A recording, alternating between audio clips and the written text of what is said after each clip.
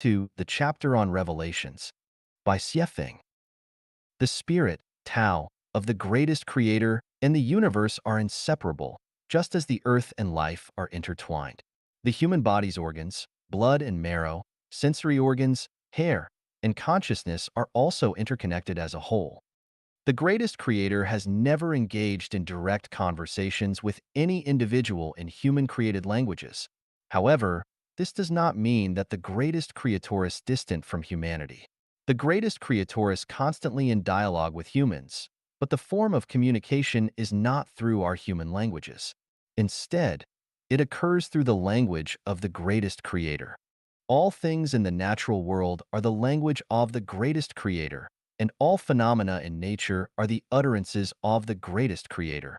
The sun, moon, stars, rivers, lakes, oceans, wind, clouds, rain, snow, humans, animals, birds, insects, trees, flowers, mountains, rocks, and the earth itself are all the language of the greatest creator.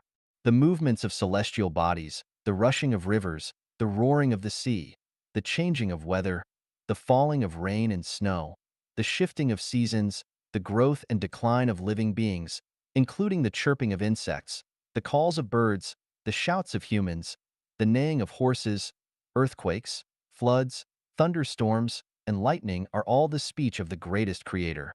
Everything that humans perceive through their eyes, ears, nose, tongue, and body is the language and speech of the greatest creator. To understand the language of the greatest creator and comprehend his speech, one cannot rely solely on sight, hearing, smell, taste, and touch. It requires spiritual perception, but spiritual perception alone is not enough. Wisdom is also necessary.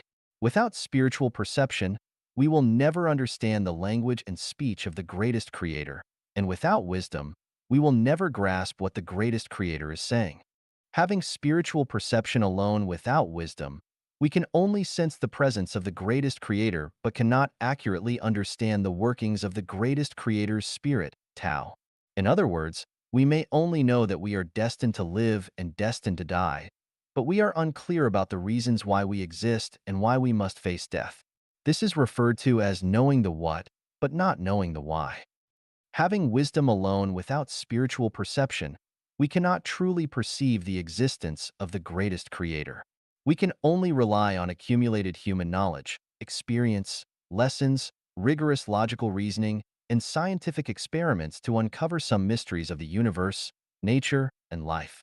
In other words, we may understand why we live and why we die, but we cannot comprehend the ultimate reasons behind the necessity of life and death. This is referred to as knowing the why, but not knowing the what.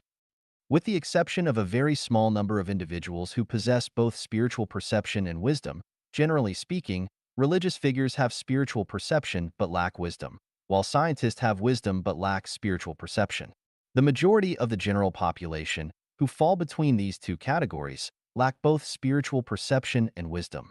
They merely exist blindly, living their lives without a clear sense of purpose. The chapter of Revelations is the divine revelation given to me by the greatest creator.